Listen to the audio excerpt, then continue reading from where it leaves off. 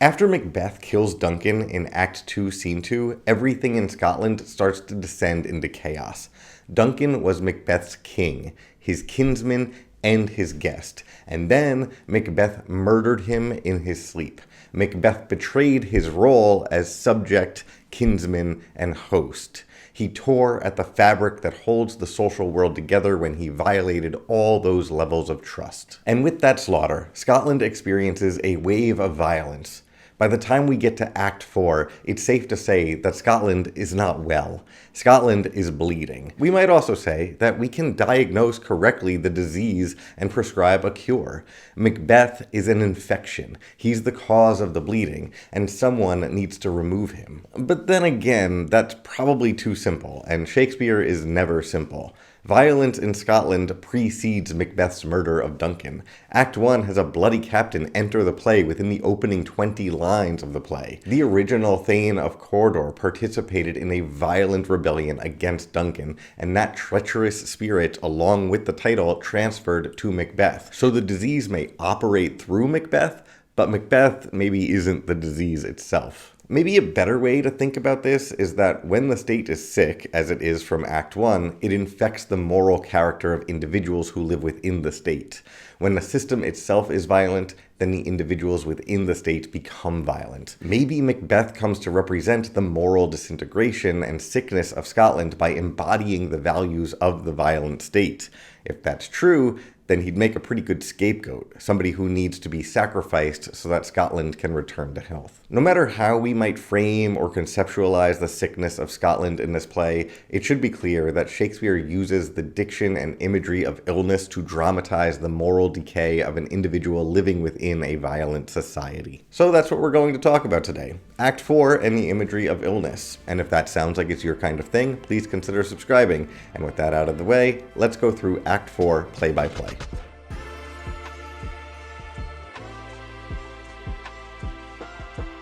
Act 4 begins with the witches and a comically long list of visual images that evoke illness or some other sort of malady, which isn't interrupted until one of them says, "By the pricking of my thumbs, something wicked this way comes." And of course, that wicked thing is Macbeth. The witches proceed to conjure 3 apparitions and speak 3 prophecies. First, an armored head appears to tell him that he should fear Macduff. Then a bloody child appears to tell him that none of a woman born can harm him.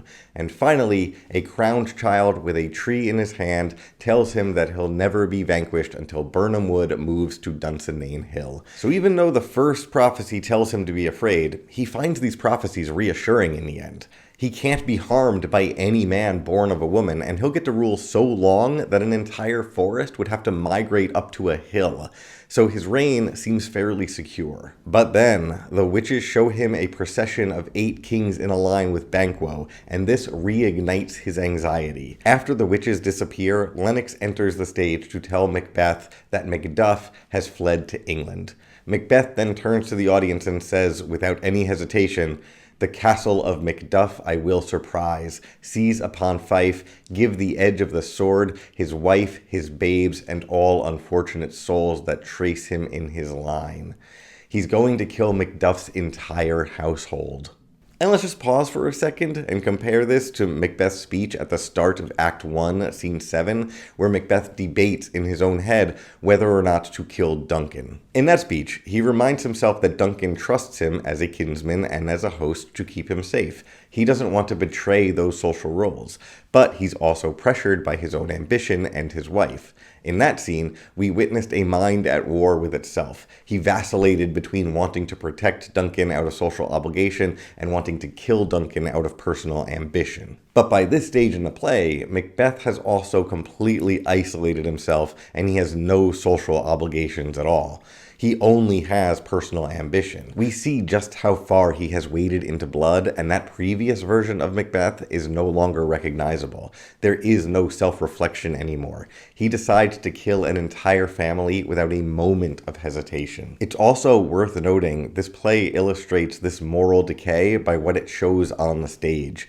In the first act, Cawdor is executed offstage, and in the second act, Duncan is murdered offstage. In the third act, a soldier, Banquo, fights and dies on stage. And now, in Act 4, we're going to have the murder of an entire family, including a sweet child, on stage. The play itself was hesitant to show us death at first, but now it does so without hesitation. With this progression, Shakespeare shows us the way that violence is normalized and intensified.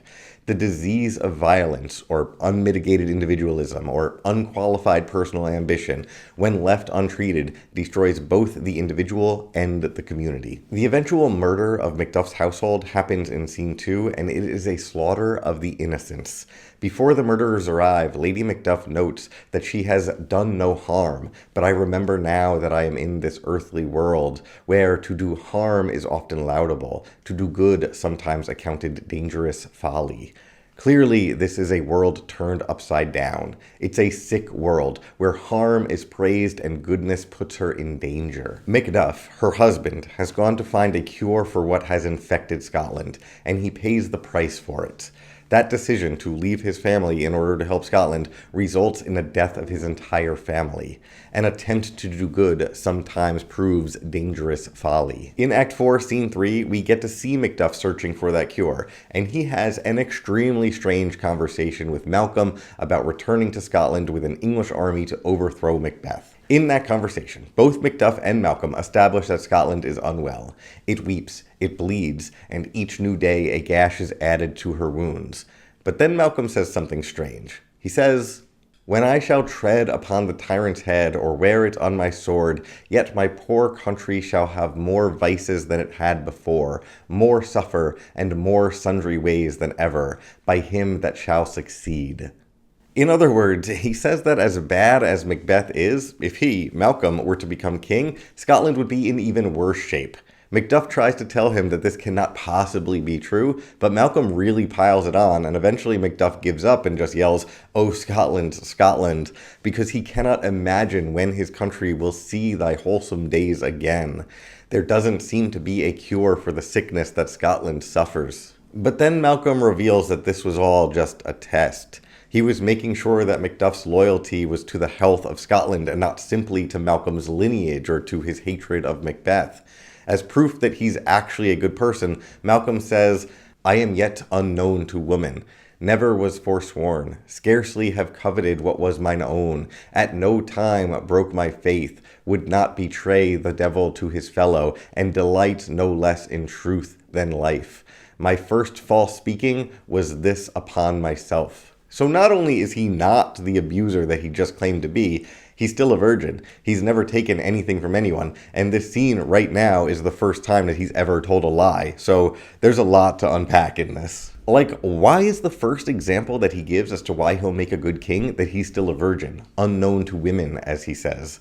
That could just be a nod to the memory of the beloved Virgin Queen Elizabeth, but in the context of this play, it might more meaningfully be a comment on Lady Macbeth's influence over Macbeth, or even a comment on the influence of women generally. It's easy to view the primary corrupting forces of Macbeth as the witches and Lady Macbeth, who are all women, and it's convenient to see Lady Macduff as an obstacle that Macduff needs to leave behind in order to seek a cure for Scotland. So we could assume, based on that evidence, that women are the corrupting force of kingdoms, and men need to be unknown to women if they're going to be virtuous leaders. Maybe this is just a misogynistic play. But obviously it's not that simple. The witches are ambiguously gendered, they have beards, and Lady Macbeth only becomes the corrupting force she is after she unsexes herself and becomes more manly.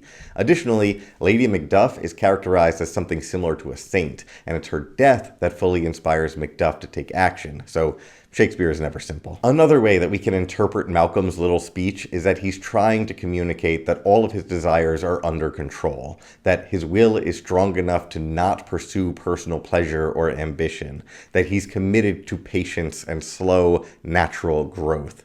And all this might imply that he's immune to whatever has infected Macbeth.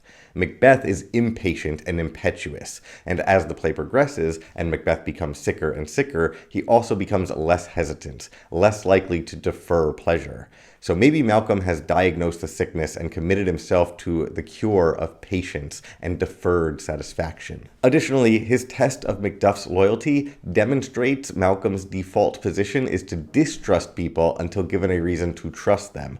And this solves the problem of his father, Duncan, who trusted Cawdor and then Macbeth in error.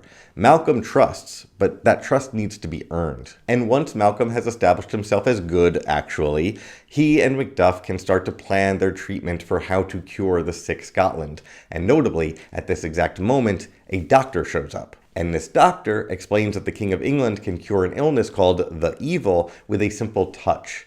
The implication here is that a just king can cure both the individual and the kingdom through his presence. But the doctor is soon replaced by another visitor, Ross, who first confirms the unhealthy state of Scotland and confirms that Malcolm has arranged for English troops to help stop Macbeth. Once Ross is sure that English troops will fight on Scotland's behalf, he admits to Macduff that Macduff's entire family has been killed. And Macduff's response is refreshing. Malcolm urges him to dispute it like a man, to let this inspire revenge and fuel his fight against Macbeth. And Macduff responds, "I shall do so, but I must first also feel it as a man. And that might just be the cure that Scotland needs." Macbeth's version of masculinity, the one that Lady Macbeth is always forcing on him when she says stuff like, "When you durst do it, then you were a man," or when he's feeling guilty about killing his friend Banquo, and she scolds him by saying, "Are you a man?" That pressures Macbeth to act before he feels. In these cases, manliness is defined by moving quickly past one's feelings and onto the action or deed.